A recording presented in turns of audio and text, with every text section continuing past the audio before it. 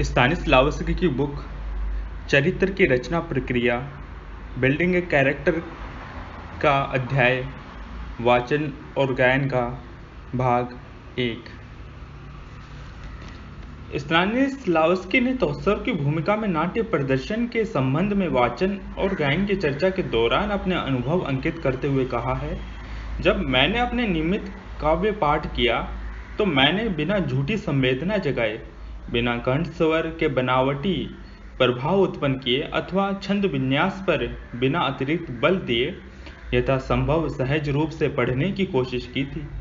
मैंने कविता की अंतश्चेतना को बनाए रखने का प्रयत्न किया था। उससे उत्पन्न प्रभाव शब्दावली के दोलायमान एवं रंगात्मक हो उठने पर आधारित है। उसने मेरी वाणी को सौजन्य एवं संगीतात्मक गुणवत्ता प्रदान कर दी थी। जब मैंने इसी रीति से रंगमंच पर नाट्य संवाद बोले तो मेरे सहयोगी अभिनेता मेरी वाणी, वाचन और भावों तथा विचारों की अभिव्यंजना के नए स्वरूप को देखकर आश्चर्यचकित हो उठे थे। लेकिन मुझे ये लगा कि अभी समस्या के सभी पक्षों का समाधान नहीं हुआ है।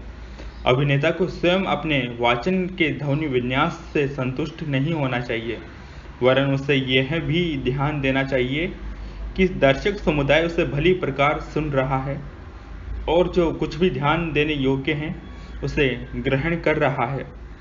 शब्दावली और माधुरी का दर्शकों के कानों तक अनायास पहुंचना अनिवार्य है।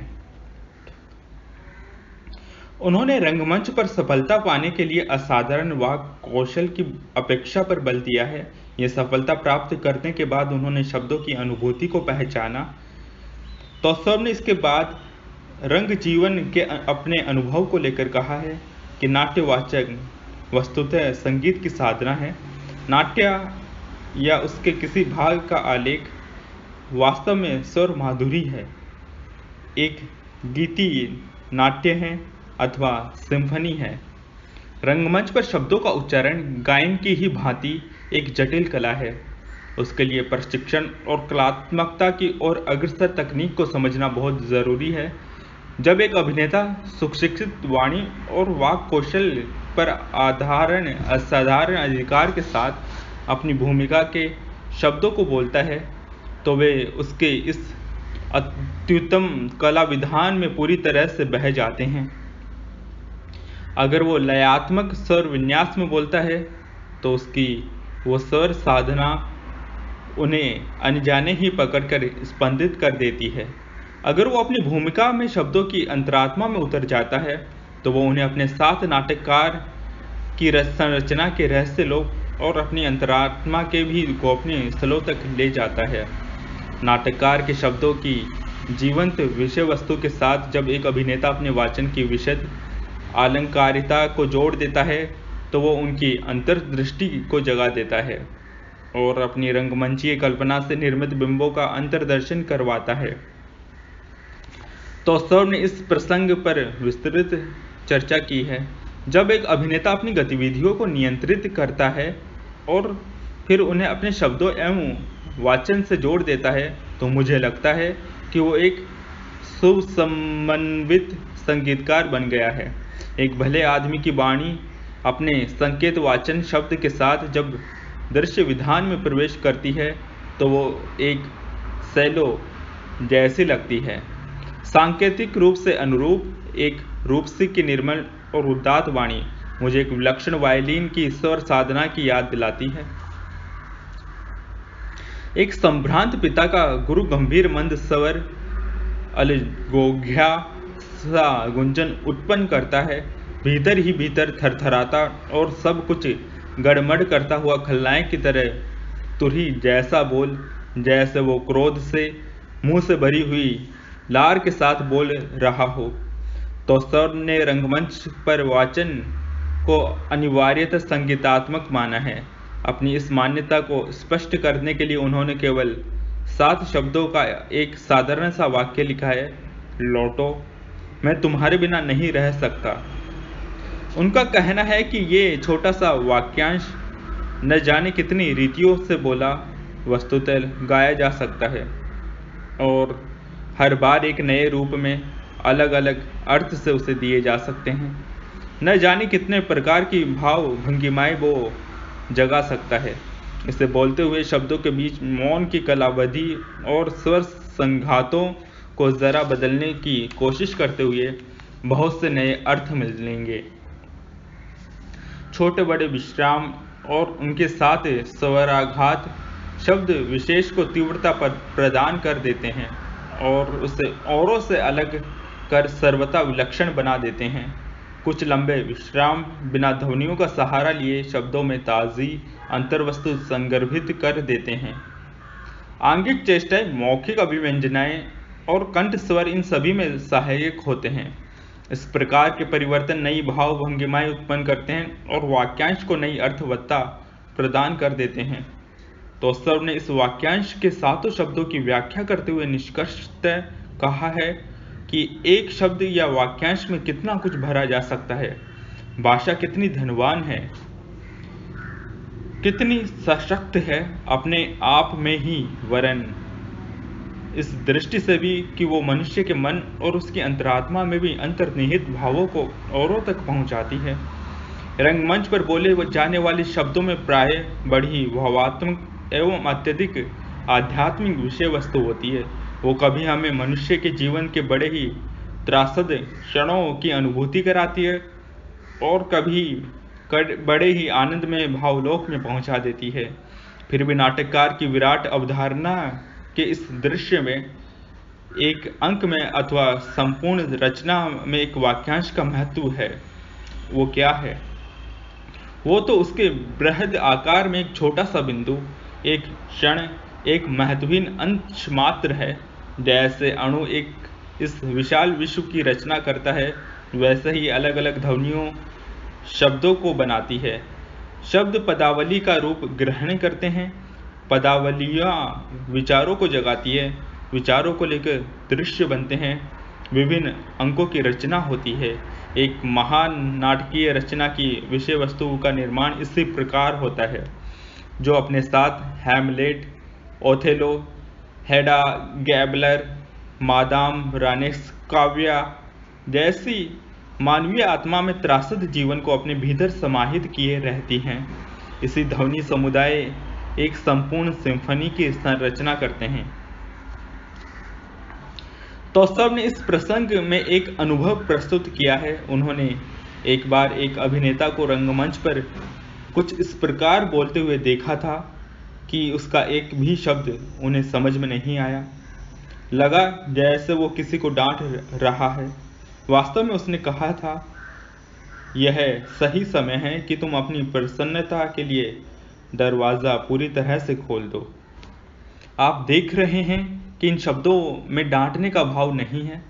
वैसे वो अच्छा अभिनेता था, उसकी आवाज़ बड़ी बुलंद थी और उसके शब्द पूरे प्रेक्षागृह में सुनाई देते थे। फिर भी जो कुछ उसने कहा था वो किसी की समझ में नहीं आया। विश्लेषण करने पर ज्ञात हुआ कि उसका उच्चारण सही नहीं था। उसने शब्दों का वास्तविक अर्थ भी नहीं समझा था और उसे पूरे कथन से अभिप्राय की भी समुचित जानकारी नहीं थी। तो सर के अनुसार हर अभिनेता को नाटक की भाषा की सभी ध्वनियों का शुद्ध उच्चारण आना चाहिए और उच्चरित शब्दों के अर्थ को भी उसे समुचित जानकारी ले लेनी चाहिए। उससे केवल वाक्यांशों और अलग अलग शब्दों की ही नहीं, प्रत्येक अक्षर की, हर वर्ण की अनुभूति होनी चाहिए। अक्षर शब्द का प्रयोग यहाँ एक परिभाषित शब्द के रूप में अंग्रेजी के सिलेबस के अर्थ में किया जा रहा है। शब्द का वो भाग जिसे सांस के प्रवाह में बोला जाता है। वास्तविकता यह है कि सच्चाई जितनी आसान दिखाई देती है, उसे समझना उतना ही ज़्यादा मुश्किल होता है। तो सर के विचार में हम सभी भाषा के वाक्यांशों को, अक्षरों को, वर्णों को भीतर से अनुभव नहीं करते, इसलिए उसे बिगाड़ना हमारे लिए आसान होता है। व के स्थान पर फ, ग के स्थान पर को, इनके साथ तुतलाना, कंठ से बोलना सानुनासिकता उत्पन्न कर देता है और अच्छे भाषण में कुछ और भोंडी प्रवृत्तियों का योग। स्थानापन्न अंशों के साथ शब्द विन्यास मुझे उस आदमी जैसा दिखाई देता है जिसके मुख की जगह कान, कान के स्थान पर आंख, नाक के स्थान पर उंगली है। किसी शब्द को बोलते हुए उसके किसी वर्ण या अक्षर का छूट जाना ऐसा लगता है मानो शरीर से आंख या कान अथवा कोई अंग या उपांग गायब हो गया हो। ये विकलांगता अर्थ विधान को भी बिगाड़ देती है। तो सर ने उसके बाद मुद्रण की गलतियों में किसी पुस्तक या अखबार को पढ़ने में उत्पन्न कठिनाई की चर्चा की। इसके अतिरिक्त लेख खराब होने के कारण भी सही ढंग से बोलना मुश्किल हो जाता है। इन दोनों ही विकृतियों को सावधानी से के साथ बढ़कर सुधारा जा सकता है। सामान्य जीवन में तो भूल सुधार से वस्तुस्थिति को सुधारा जा सकता है, लेकिन कोई अभिनेता जब गलत ढंग से बोलता है तब वो आधारभूत महत्व वाले अनेक वर्णों, अक्षरों, शब्दों, वाक्यांशों को छोड़ देता है तो बड़ी कठिनाई उत्पन्न हो जाती है। बोले गए शब्द को वापस नहीं लाया जा सकता। जब नाटक उपसंहार की ओर बढ़ता है तो रुककर सुलझाने का समय नहीं होता। इस प्रकार गलत पाठ एक के बाद दूसरी कठिनाई उत्पन्न करता जाता है। वो नाटक की विचार परंपरा को, उसकी कथा वस्तु के मूल अभिप्राय को भी उलझा देना है, धुंधला कर देता है अथवा कुछ छिपा भी देता है। दर्शक आरंभ में अपने कानों को, अपने ध्यान को, अपने मन को भी कष्ट देते हैं, जिससे कि रंगमंच पर घटित कार्य, व्यापार और कथा कथन से कुछ छूट न जाए।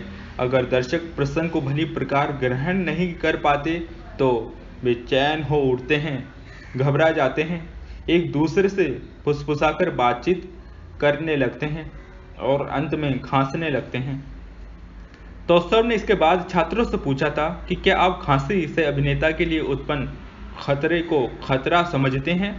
हजारों लोगों का वो दर्शक समुदाय जो अपने धीरज को खो देने की अवस्था तक पहुंच गया हो, रंगमंच पर हो रहे कार्य व्यापार से उसका संपर्क टूट गया हो, अपने खांसने से अभिनेताओं को, नाटक के पूरे प्रदर्शन को ही प्रेक्षागृह के बाहर कर देगा।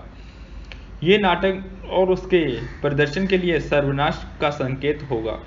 इस दुष्परिणाम से बचने का एक साधन अपने वाचन को सुस्पष्ट, विशद और मनोरम बनाना है।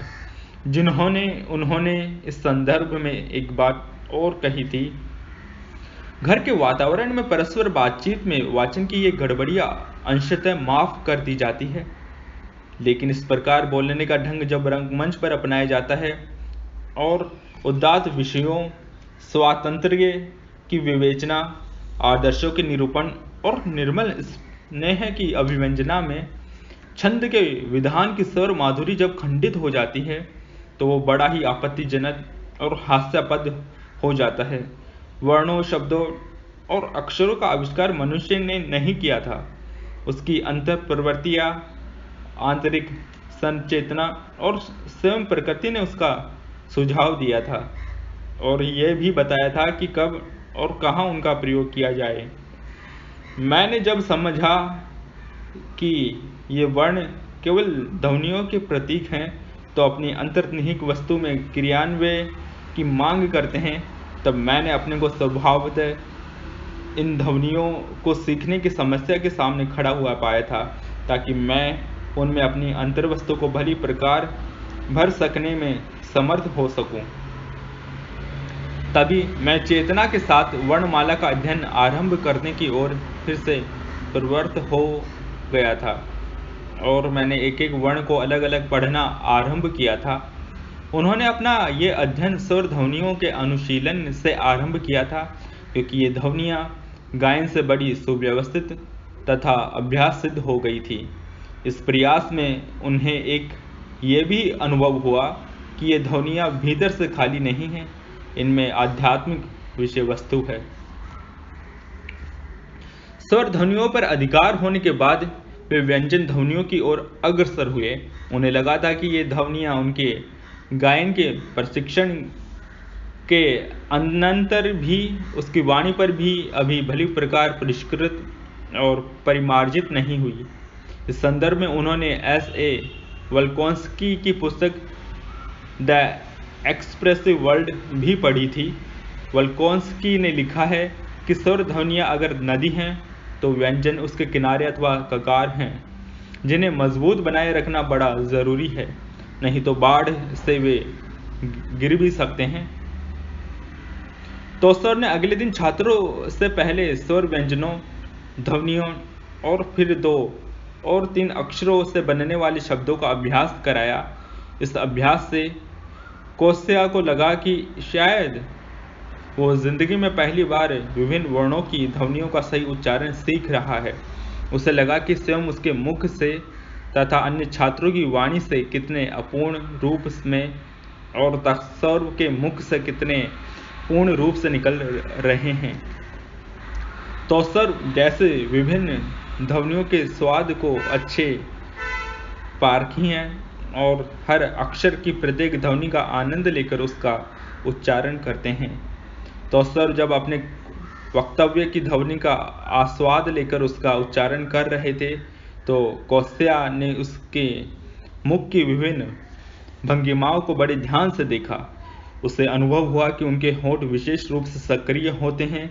ये देखते हुए कि उसे हवा से चलने वाले पीतल के उस वाद्य यंत्र की याद हो आई जिसके वॉल्व अर्थात पर्दे बड़े ही सुव्यवस्थित होते हैं और जब वे खुलते मुंदते हैं तो उनकी दरारों में हवा खो नहीं जाती। इस सटीक गणितीय संरचना से जिन ध्वनियों का वे उच्चारण करते थे वे असाधारण रूप से सुस्पष्ट और विशुद्ध होती थीं।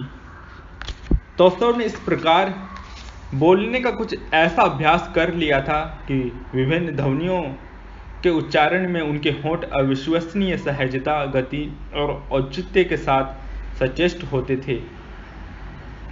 कोस्या ये सब देखकर सुनकर भी अपने होठों की गतिविधियों को नियंत्रित नहीं कर पा रहा था, इसलिए उसका उच्चारण बिगड़ जाता था।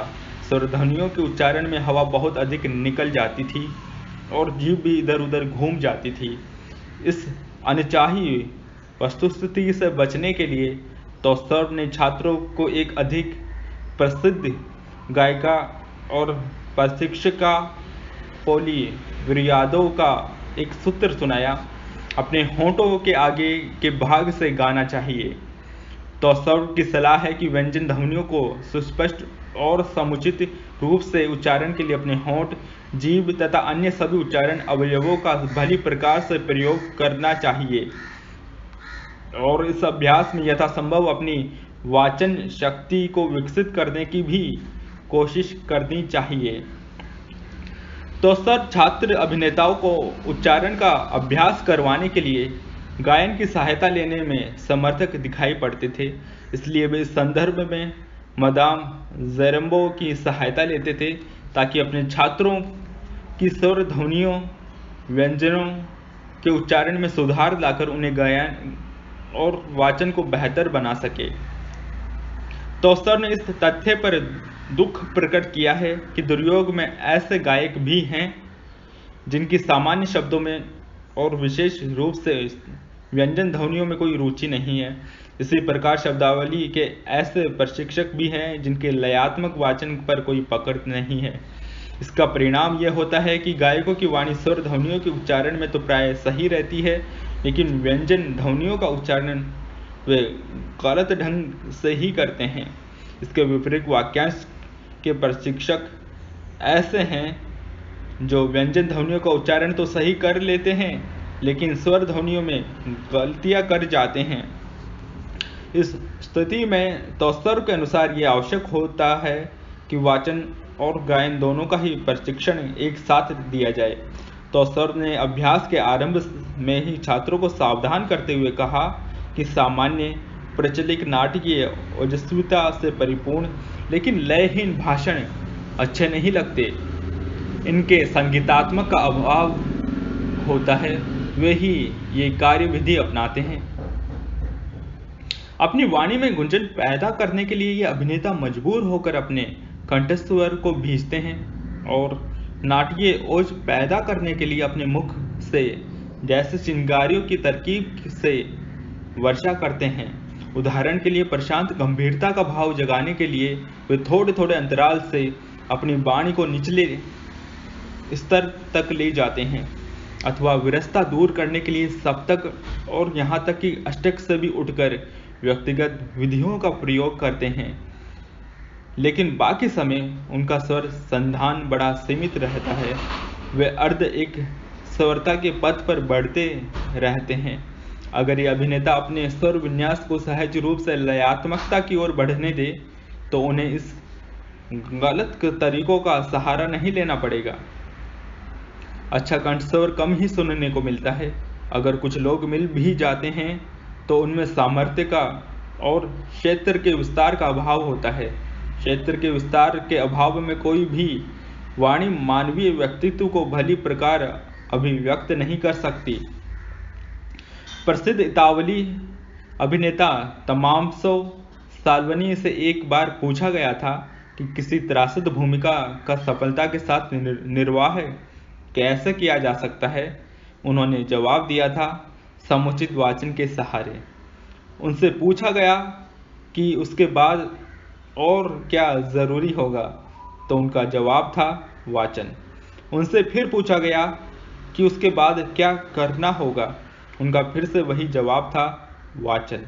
साल्वनी के इन उत्तरों पर विचार करते हुए तौसर ने कहा कि उनके इस वाचन शब्द के अभीष्ट अर्थ को केवल भावना और बुद्धि के स्तर पर ही समझा जा सकता है।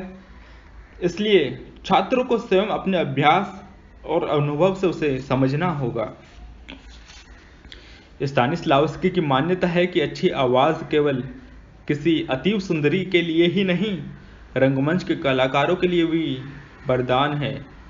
अपनी आवाज को इस प्रकार नियंत्रित और निर्देशित करने की क्षमता कि वो कलाकार की रचनाशीलता की सूक्ष्मतम स्वर भंगिमाओं और अर्थ छायाओं को अभिव्यक्त कर दे, एक विलक्षण उपलब्धि है।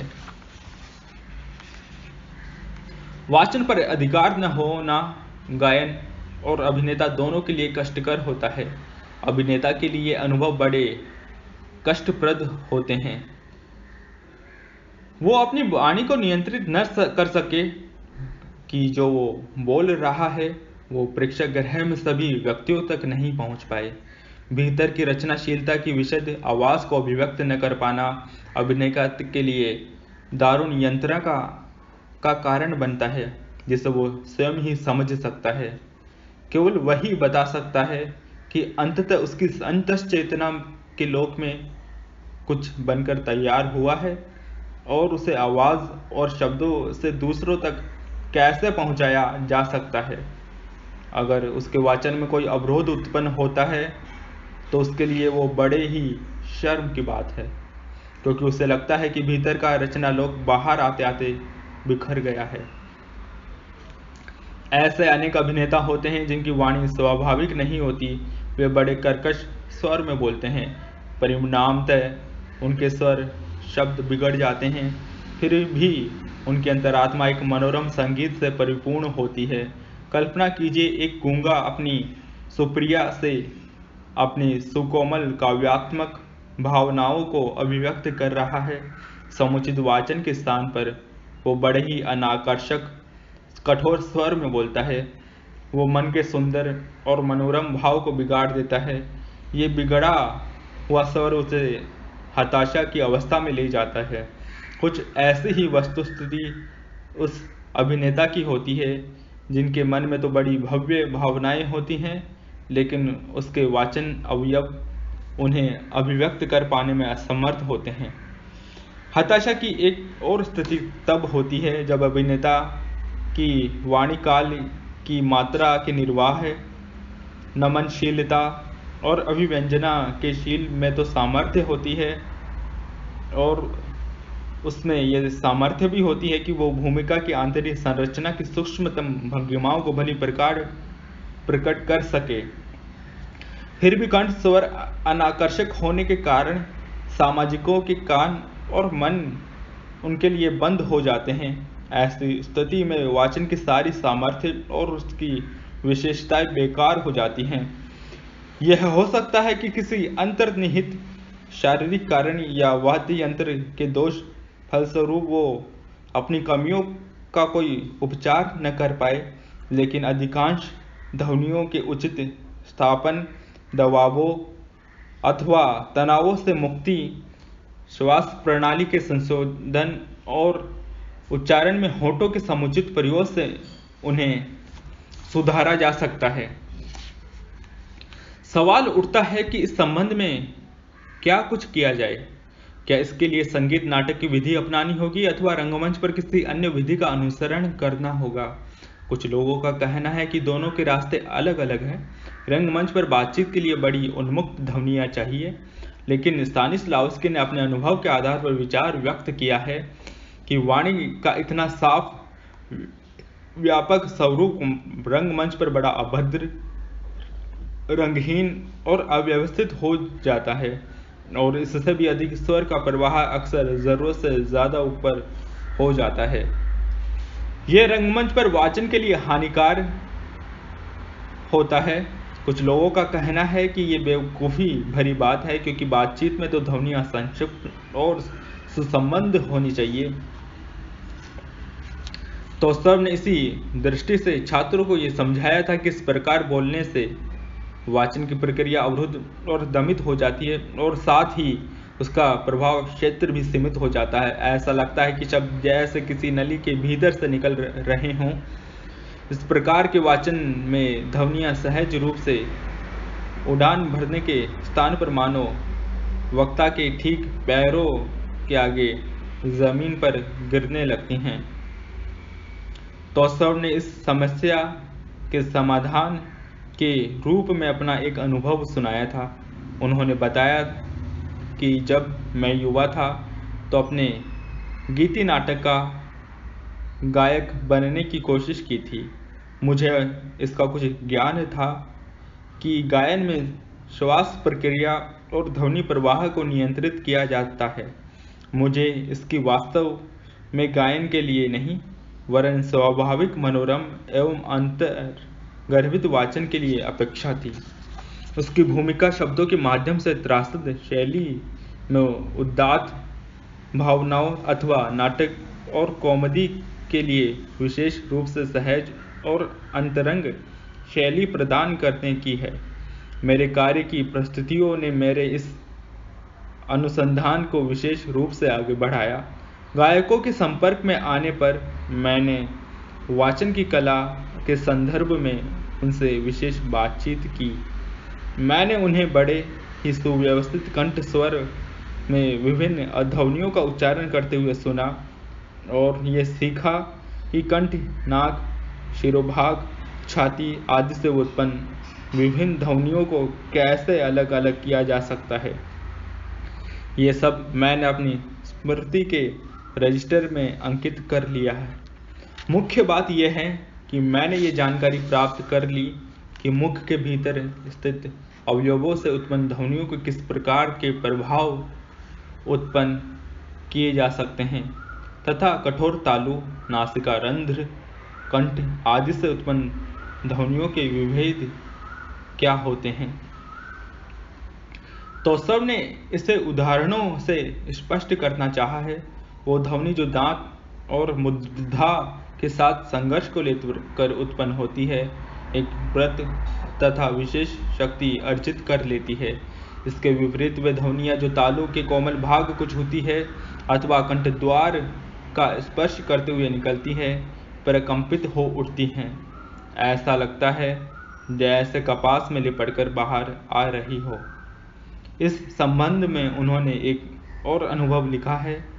एक बार एक गायक ने मुझसे कहा कि वो बंद मुख से ध्वनियों का उच्चारण बिल्कुल उसी तरह करता है जैसे कि कोई बीमार व्यक्ति अथवा सोया हुआ आदमी आह ऊह करता है।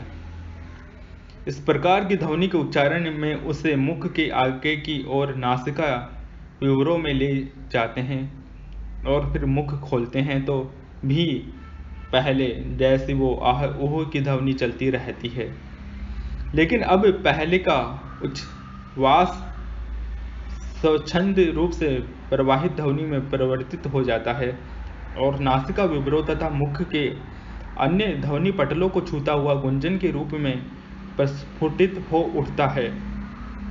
टोस्टर ने अपने रंग जीवन में इन सारी ध्वनियों का प्रयोग करने की कोशिश की थी, इस दृष्टि से कि इस प्रकार शायद वे ध्वनि के उस विशेष प्रकार की खोज कर ले जिसका वे स्वप्न देखते रहे हैं। टोस्टर ने अपनी रुचि के उस स्वर विन्यास की खोज बहुत दिनों तक जारी रखी थी। इस संबंध में उन्होंने इटली के एक लब्ध प्रतिष्ठित गायक से अपनी एक विशेष भेंट का विवरण दिया है। एक दिन वो गायक उनके पास आया और उनसे कहा कि न जाने क्यों आज मेरी आवाज़ में समुचित जीवंतता नहीं है, इसलिए मैं शाम के संगीत समारोह में भाग नहीं ले सकूंगा। उस समय उसके हाथ बर्फ से ठंडे थे, चेहरा पीला था और वो बहुत परेशान लग रहा था। उसी बेचैनी के साथ उसे मंच पर जाना पड़ा था, लेकिन जब उसने गाना प्रारंभ किया तो उसकी वाणी में विलक्षण सम्मोहन था।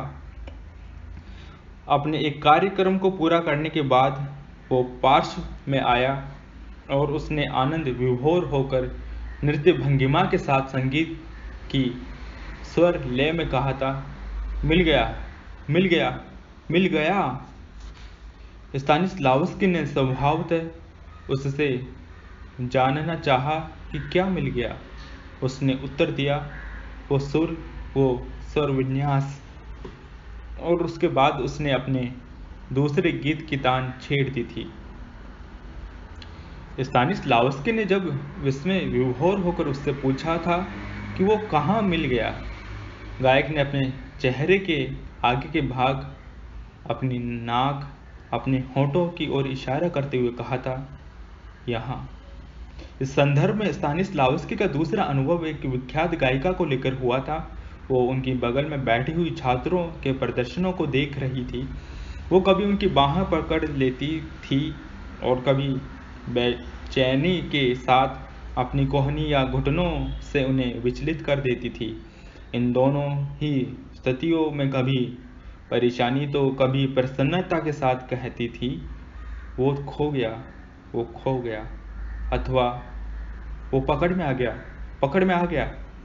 स्तानिस्लावस्की ने आश्चर्यचकित होकर उससे जानना चाहा, कौन और कहाँ खो गया। उसने बड़े भयभीत से स्वर में उनके कान में कहा, वो सुर उसके सिर में पीछे चला गया है, अथवा बहुत खुश होकर कहती थी, वो पकड़ में आ गया है, वो उसके मुख में फिर से पकड़ में आ गया है। स्तानिस्लावस्की ने इस बात पर विचार किया है कि स्वर विशेष का दिमाग के पीछे चले जाना गायिका के लिए इतना भयावह क्यों होता है, अथवा वो विशेष रूप से प्रसन्न क्यों हो उठती है जब वो स्वर उसके मुख से फिर से निकलने लगता है। इन सवालों का उत्तर खोजने के लिए उन्होंने स्वर गायन का अभ्यास आरंभ किया, लेकिन उनके घर के और लोग उनकी स्वर साधना से परेशान न हो, इसके लिए उन्होंने बंद मुंह के साथ धीमी आवाज में गाना आरंभ किया। उनकी इस युक्ति का अच्छा फल देखने को मिला। उन्हें ये लगा कि किसी स्वर को स्थापित करने का प्रयत्न करने के लिए अच्छा ये होगा कि पहले उसे हल्के स्वर में गुनगुनाया जाए, और यह प्रक्रिया तब तक चलती रहे जब तक कि उसके वाचन के लिए समुचित सहायता न मिले। इस विधि को अपनाकर उन्होंने भीतर महसूस होने वाले पहले मुख के गुंजन उत्पन्न करने वाले उपांगों के अनुरूप 1, 2 या 3 स्वरों के माध्यम स्वरमान में स्थापित किए। कभी उन्हें लगा कि ध्वनि उसी विशेष स्थान पर पहुंच गई है जहां उसे पहुंचना चाहिए। अन्य अवसरों पर उन्हें ऐसा लगा जैसे कि वो खो गई है। अंततः बड़े लंबे समय के अभ्यास के बाद वो 2 या 3 सुरों को ऐसे स्थानों पर स्थापित कर सके जहां वे स्पष्टतः अलग अलग प्रतिभासित होते थे। वे पूर्ण सुसंगठित, गूंजते हुए और उन सभी गुणों से परिपूर्ण थे जिनका उन्होंने पहले कभी अनुभव किया था, लेकिन इस अवस्था में वे कहीं रुक के नहीं थे। उन्होंने निश्चय किया था कि वे उस ध्वनि को कुछ इस प्रकार से बाहर निकालेंगे कि उनकी नाक की नोक उससे उत्पन्न हुए स्पंदनों से परिकम्पित हो उठे। वे इसमें सफल तो हुए, लेकिन उनके स्वर में अनुनासिकता आ गई थी। उस अनुनासिकता से छुटकारा पाने के लिए उन्हें पुनः लंबा अभ्यास करना पड़ा था। इस लंबे प्रयास से उन्हें यह पता चला कि उनसे होने वाली भूल तो बड़ी सरल है। उन्हें बस यही करना था कि नासिका विवर में तनिक आभासित होने वाला तनाव उस बिंदु से दूर किया जाए जहां उन्हें कुछ हल्का सा दबाव लग रहा था। अंततः वे उस दबाव को दूर करने में सफल हुए। अब वे पहले से कहीं अधिक शक्ति के साथ सुर निकालते थे, लेकिन उसका वाचन उस स्वर विन्यास को नहीं पकड़ पा रहा था जैसा वे चाहते थे। उसमें अब भी प्रारंभिक अवांछनीय ध्वनि की झलक थी, जिससे वे अपने को मुक्त नहीं कर पा रहे थे। उन्होंने बड़ी दृढ़ता के साथ उस स्वर विन्यास को फिर से अपने गले में इस आशा के साथ नहीं रखा कि समय आने पर इस ताज़ी बाधा पर वे विजय प्राप्त कर लेंगे। अपनी खोज के दूसरे चरण में उन्होंने अपने अभ्यास के लिए सुनिश्चित कार्य क्षेत्र को बढ़ाने की कोशिश की। उन्हें ये देखकर बड़ा विस्मय हुआ कि मध्यमान के सुर उच्चतर और निम्नतर स्वर विन्यास में अपने आप बड़े ही मनोरम लगने लगे थे। अपनी प्रकृति में वे उस पहले स्वर विन्यास के समान हो गए जिसे उन्होंने पहले क्रियान्वित किया था। इस प्रकार क्रमशः उन्होंने अपने क्षेत्र के स्वाभाविक मुक्त स्वरों से उनकी कमियों को दूर कर लिया और उन्हें पर्याप्त सहज बना लिया था। अब उनके सामने सीमा रेखा के पास के उच्चतम सुरों को स्थापित करने का काम था, जिसके लिए, जैसा हर कोई जानता है, बनावटी तरीके से स्थापित बंद स्वर विन्यास की अपेक्षा होती है और यह काम सबसे मुश्किल होता है। स्तानिस्लावस्की को अपनी स्वर साधना में एक बहुत बड़ा सूत्र मिला था। अगर तुम किसी वस्तु की खोज कर रहे हो तो तुम्हें समुद्र किनारे जाकर इस आशा से नहीं बैठ जाना चाहिए कि वो तुम्हें मिल जाएगी, अपने आप तुम्हारे पास आ जाएगी। तुम्हें उसकी खोज करनी चाहिए और अपनी सारी दृढ़ता के साथ इस खोज में लगे रहना चाहिए। यही सबक लेकर वे अपने घर में फुर्सत के हर क्षण में गुनगुनाते रहते थे, न गुंजनों का अनुभव करते थे। सहारे के नए बिंदु मिलते थे और वे अपने को बराबर उसके अनुरूप बनाते रहते थे। खोज के इस प्रयास में उन्होंने ये अनुभव किया कि जब कभी वे ध्वनियों को अपने मुख के अग्रभाग में लाते थे, सिर थोड़ा आगे जा चला जाता था और थोड़ी नीचे हो जाती थी। इस अवस्था में वे बड़े आसानी से उस ध्वनि को यथासंभव आगे ले आते थे। अनेक गायक इस रीति को पहचानते हैं और अपनी पूर्ण शक्ति से उसका प्रयोग भी करते हैं। आगे चलकर उन्होंने इस रीति के शिखर स्वरों के उच्च प्रतिमान को भी प्राप्त कर लिया था। प्रारंभ में उन्होंने ये सफलता केवल बंद मुख से ही प्राप्त की थी, लेकिन कालांतर में उन्होंने गुंजन के सहारे और वास्तविक वाणी का प्रयोग किए बिना खुले मुख से भी उन्हें संगत बना लिया था। जब इस स्वर साधना में लगे हुए थे, तभी उनके जीवन में इस कार्य के लिए जैसे बाहर से आ गई थी। उनका परिवार गांव चला गया और वे अपने घर में अकेले रह गए। तभी उन्हें अवसर मिला कि अपने मुख को बंद रखकर जिन स्वरों को उन्होंने पा लिया था, उन्हें मुख खोलकर पाने का प्रयत्न किया। अचानक अप्रत्याशित रूप से उन्होंने देखा कि उनकी नासिका और मुख दोनों ही बड़ा परिपक्व सुर प्रवाहित कर रहे थे। ऐसा विलक्षण सुर जिसका उन्होंने अब तक स्वप्न मात्र देखा था और उसे पाने के लिए भरसक कोशिश करते रहते थे। उन्हें लगा ही नहीं था कि ऐसा विलक्षण सुर उनकी वाणी से प्रवाहमान हो सकता है। इस स्वर साधना में स्तानिस्लावस्की ने एक और विलक्षण संयोग देखा। उनके मुख से तो कुछ ऐसे सुर भी उत्पन्न हुए जो अब तक उनकी पहुंच में नहीं थे। उन्हें लगा कि उनकी वाणी में नए रंगों का आविर्भाव हो रहा है। बड़े विलक्षण स्वर विन्यासों की सृष्टि हो रही थी जो पहले से कहीं अधिक अच्छी, कोमल और मनोरम थी। उनके मन में ये सवाल उठा कि ये कैसे संभव हुआ। उन्हें लगा कि ये सब ध्वनियों के हल्के स्वर में गुंजन के कारण संभव हुआ है।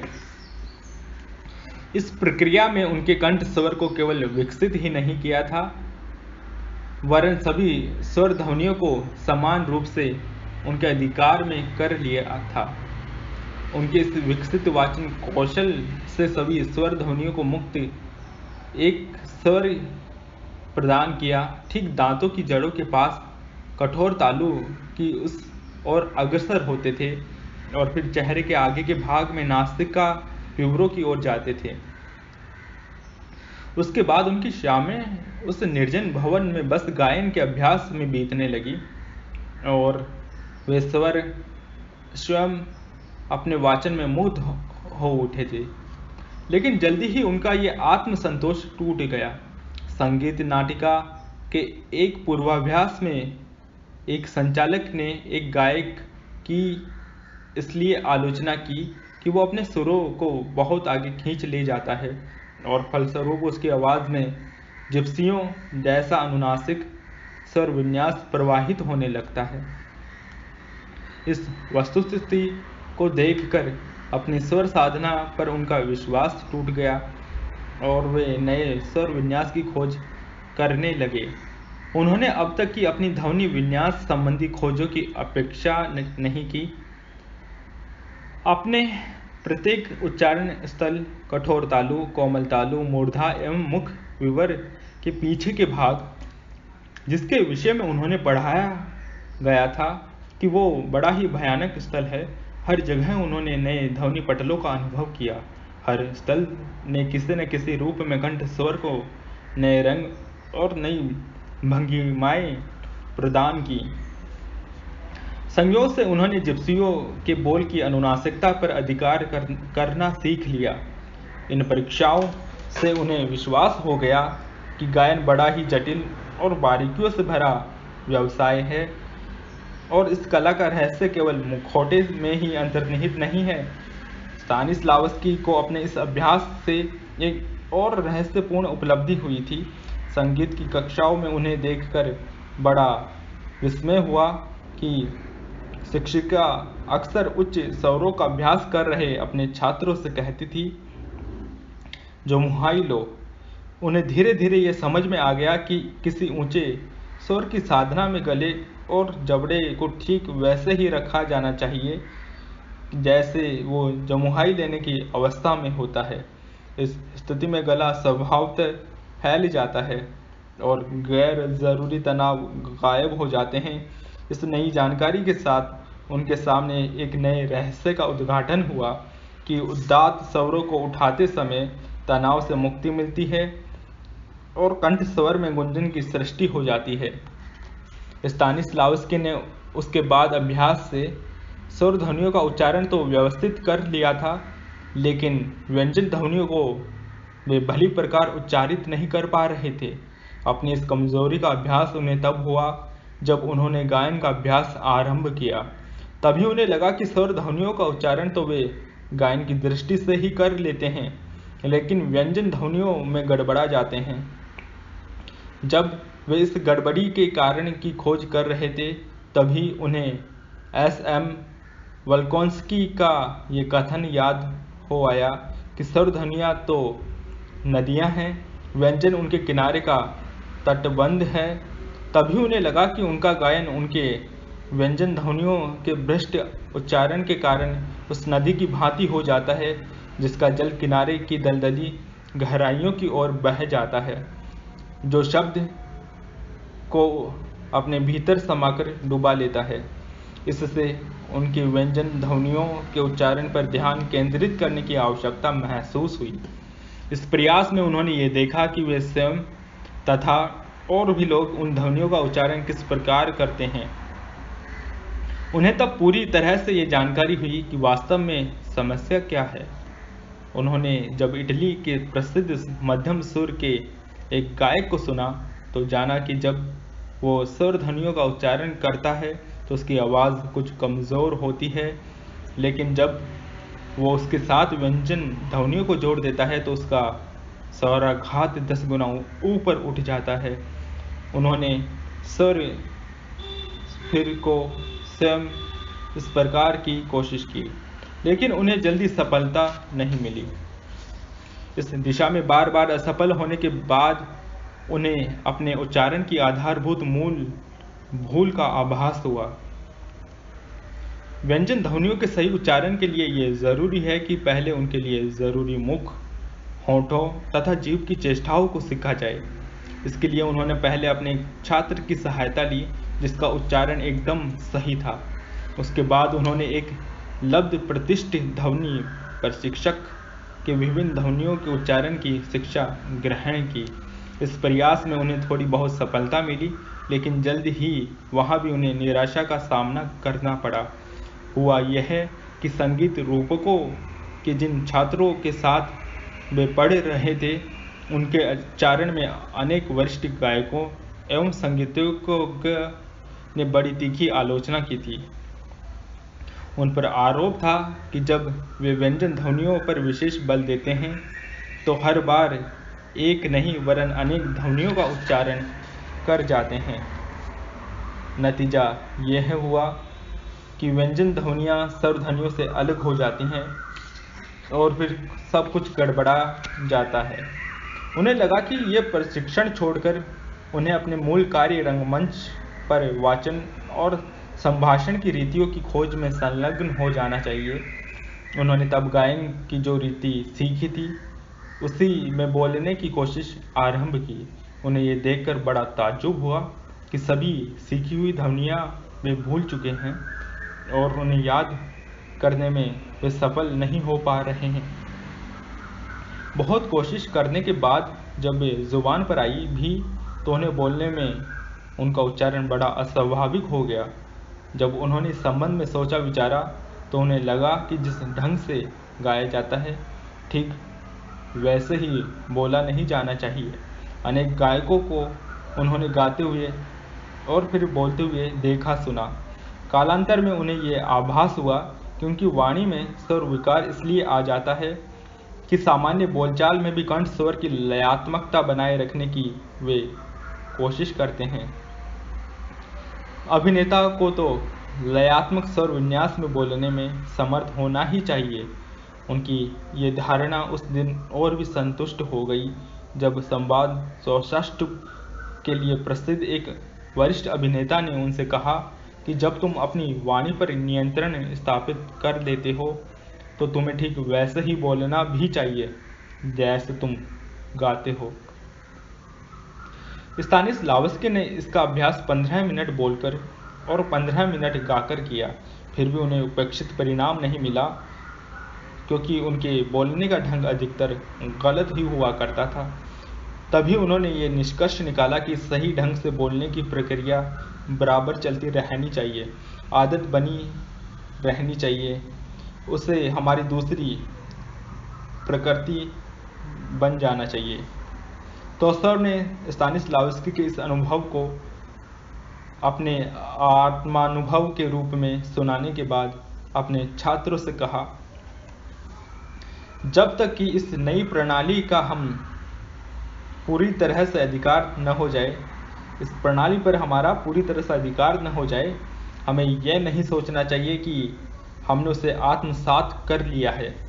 हमें ये देखने में बराबर सावधान रहना चाहिए कि हम यथासंभव सही ढंग से और बड़ी ही मनमोहनी वाणी में बोलें।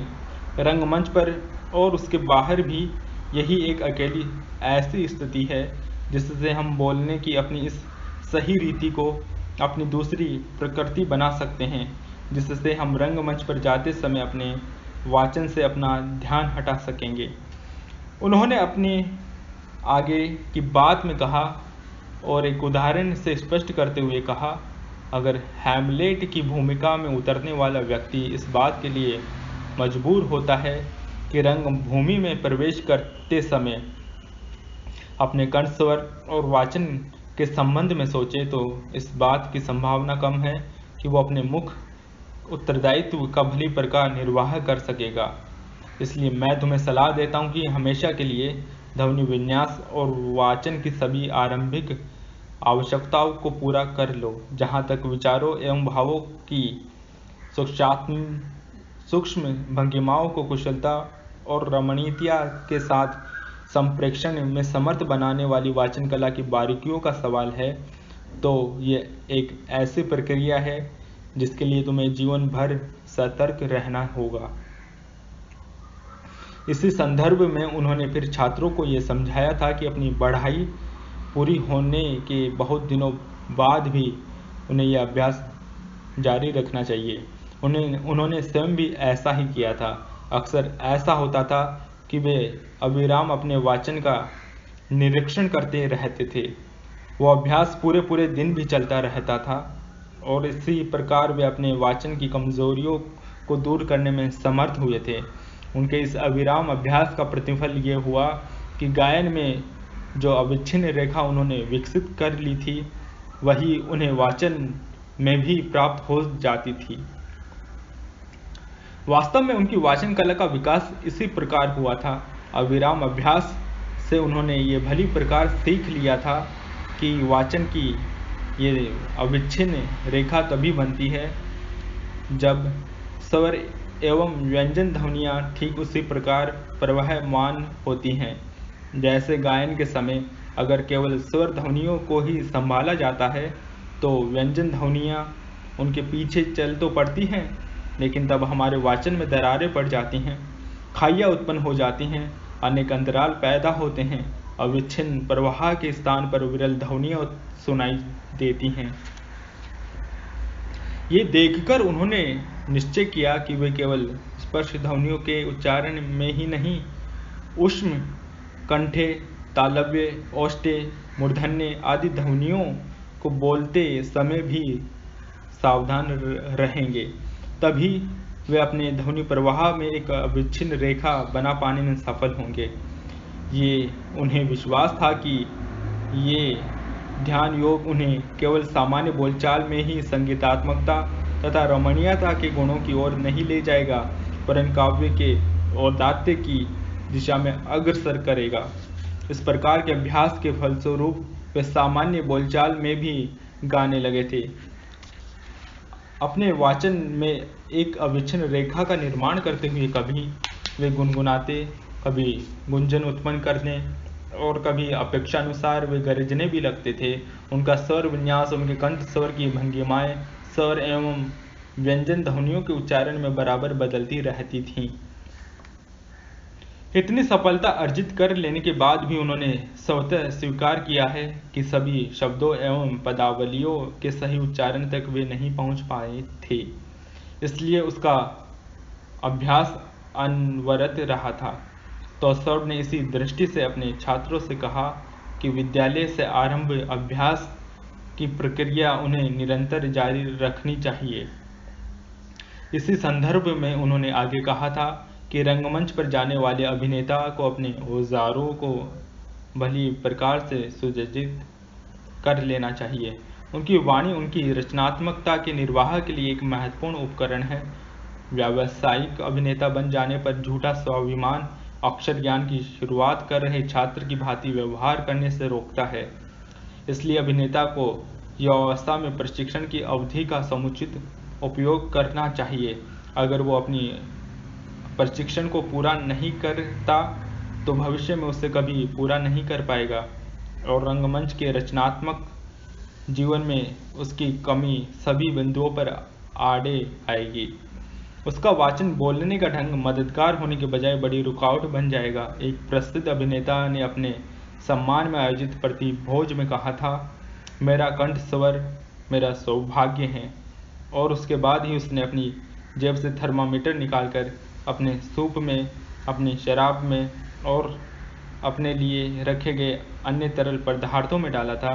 अपने कंठ स्वर के विषय में सोचते हुए ही उसने पेय पदार्थों का तापमान मापा था। यह प्रसंग स्पष्ट करता है कि अपनी रचनात्मक प्रकृति के श्रेष्ठ उपहार एक मनोरम, जीवंत, अभिव्यंजनाशील और प्रभावपूर्ण कंठ स्वर की उसे कितनी चिंता थी।